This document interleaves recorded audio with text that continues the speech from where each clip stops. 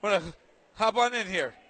We have Jesse Swain, the owner and head coach at American Muay Thai.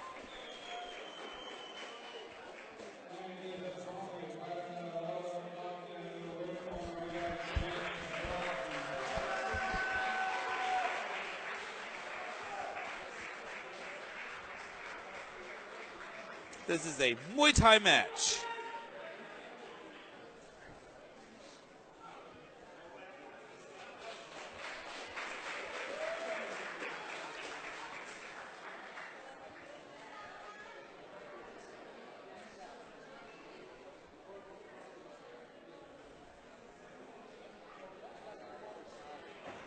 Last one.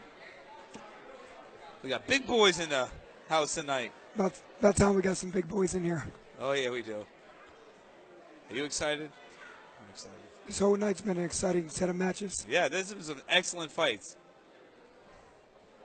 I think the hard part about establishing good smokers is finding an even match. Yeah, so it's not just one-sided clubbings. Exactly. Or it's to the point that where we have experience and we're stepping away from, I'm just throwing bombs and that's all I have.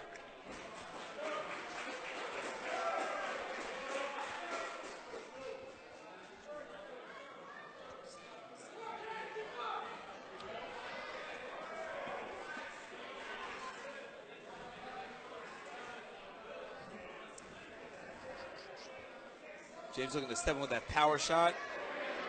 He's doing a great job at extending his jab and his reach. Yeah, typically cross. somebody with that kind of build wants to establish power early, but when they start to overestablish, they start to fatigue. So he seems like he's coming in patient, strong jab to set up the range. Ref breaks him up.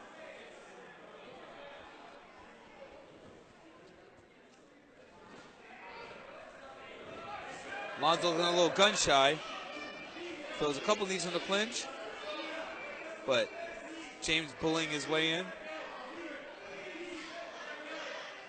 Knees to the body. Whoa, that new. Alonzo starting to come alive in the clinch. The ref breaks him up.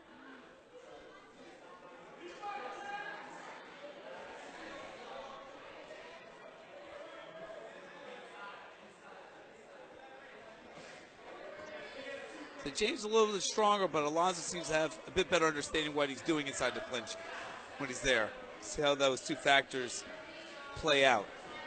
So anyone that has a typical power advantage tends to rely on power versus technique, and sometimes it allows us to forget in the clinch to simply bring our hips in.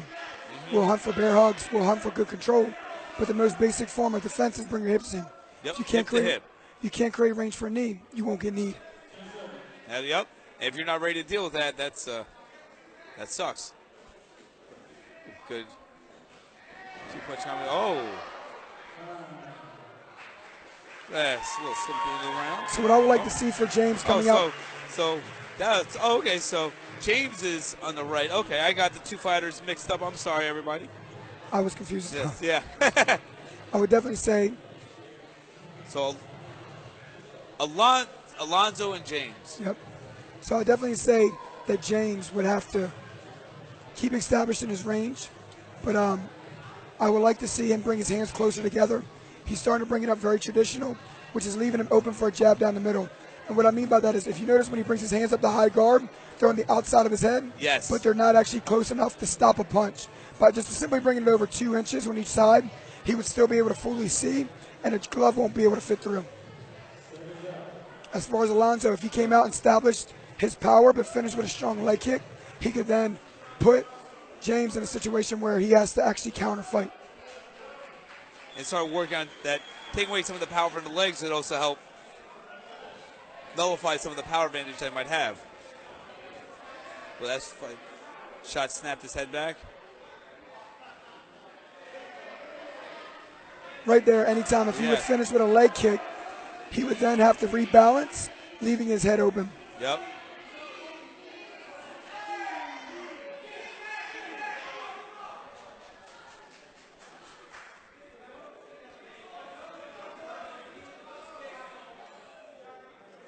So James looking to control the center of the ring while Alonzo's on the outside. Good slip. Oh, good. Find a home for that hook in the uppercut.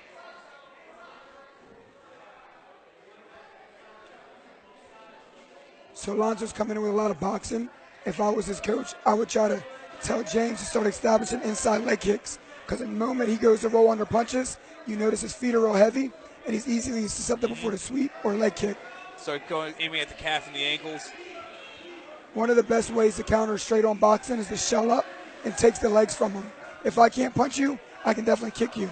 If you're out punching me, I can kick you. Yeah, and not keep walking forward. He doesn't have to advance. He can try to draw the other fighter to him. Touch him with the jab, step back, throw a light leg kick. Right there would have been perfect time for inside leg kick. Yep. Looks like James wants to, Alonzo wants to try to control the clinch a bit more.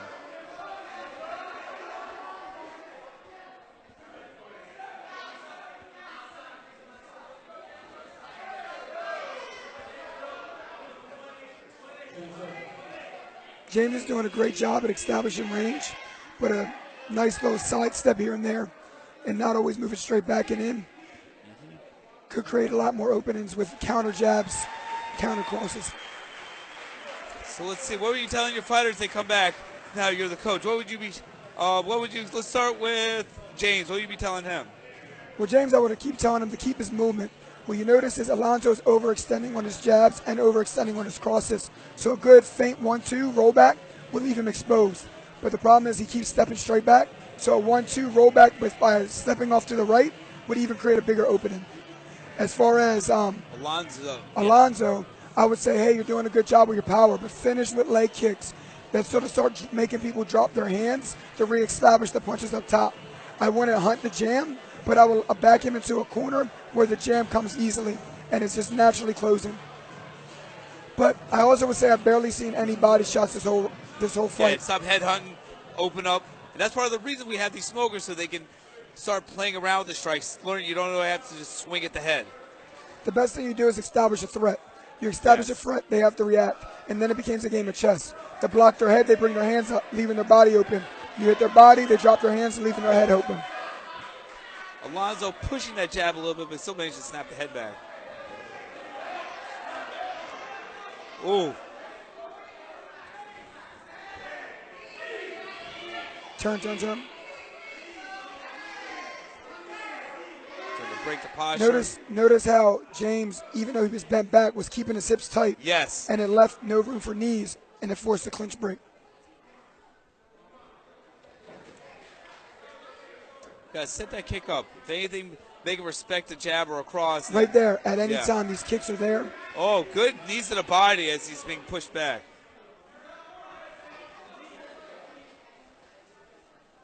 The ref needs to be a bit more assertive, I think, to break him up. Oh, there's a big breath out of Alonzo.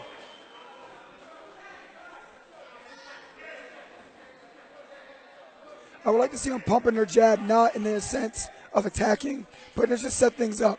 You control the space, occupy what's in front of the other person. Notice every time they move their hands to strike. As a fighter, anytime he moves his hands, I would move because it's easy to read. But ooh, and that hurt him. Yeah. No standing 8 count, interesting. I think he got stuck in between the ropes. Okay. But at any time, if they would just pump a jab, force a reaction, you go to peak, and you can land a cleaner shot. Yeah, even like fake the jab, then jab it right after it. Follow it right in. That was a good body kick. Definitely made him take a breath. Good. Oh, good. Where's pivot, the follow-up? Yes. Go.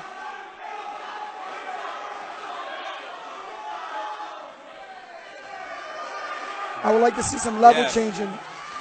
So would I. Excellent end to an evening. Definitely was a I'm great here fight. with Jesse Swain, American Muay Thai. Where can people find your gym and how can they get in contact with you? So we're located in the heart of Parkville. If you want to get in contact with us, just check us out at myamericanmuaythai.com or come check our gym out at 7214 Hartford Road, Parkville, Maryland. We're just a straight kickboxing gym and Muay Thai gym. We have good American-style boxing, so that way we can set up better angles and better strikes. So the idea behind American Muay Thai is that we're not being just traditional. We take great Dutch-style kickboxing with counters, We take good teeps, range control, elbows, clinch from Muay Thai, and then we add great boxing footwork, angles, and a good old American wrestling to use our good underhooks, overhooks, so we can control clinch in these. Excellent. Definitely recommended, one of the best technical striking coaches in the DMV area. Thank you for joining us for this broadcast. Pleasure working with you. It was a pleasure, mine. Absolutely. Thank you very much, and good night, good fight.